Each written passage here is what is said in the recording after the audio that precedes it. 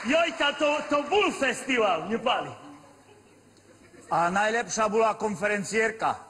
Vyzelší, jak jej podpukovalo pod sukne. A jaké mala dlhé nohy.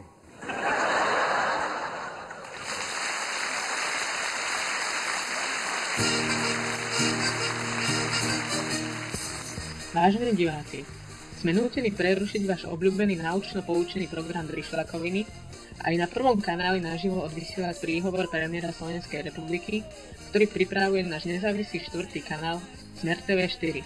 Teraz už odovzdávame slovo Robertovi Ficovi, premiérovi Slovenskej republiky.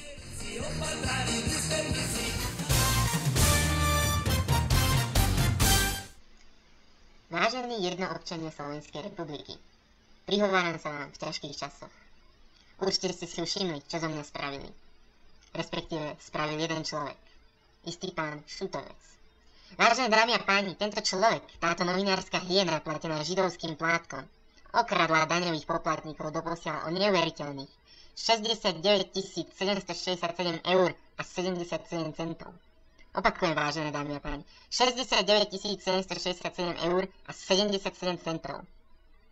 To je takmer 1395 vianočných príspevkov pre dôchodcov. Pre vás, vážení voliči. A viete, kam tieto peniaze putujú? Na billboardovú kampaň zameranú voči mojej osobe. Predstavte si 1400 šťastných tvári dôchodcov. Namiesto nich sa na vás desiatok billboardov pozerá moja karikatúra a zavádza, dámy a páni. Ja nie som istota ťažkých časov. Ja nemám dosť. Skutočne neviem, čo pán Šutovec chce dosiahnuť touto zbierkou a kampaňou. Keby aspoň peniaze použil na ušľachtilé sociálne alebo národno-štátne záujmy. My sme, vážené dámy a páni, na rozdiel od neho vyhlásili zbierku a prispeli na stavbu sochy významného národného diateľa, Svätopluka. Pýtam sa vás, vážené dámy a páni, čo Slovensko potrebuje viac? Nenávistnú kampaň voči mojej osobe, alebo vzbudiť národné povedomie u Slovákov? Najmä teraz, v týchto ťažkých časoch, keď sa naši maďarskí susedia pokúšajú o narušenie suverenity zvrchovanej Slovenskej republiky. Ubezpečujem vás, že my to však nedopustíme. Ak by mal pán Šutovec aspoň štipku hrdosti, za vyzbierané peniaze by nakopil do škôl zástavy, ústavy a iné veci, ktoré sme im hrdo nanútili.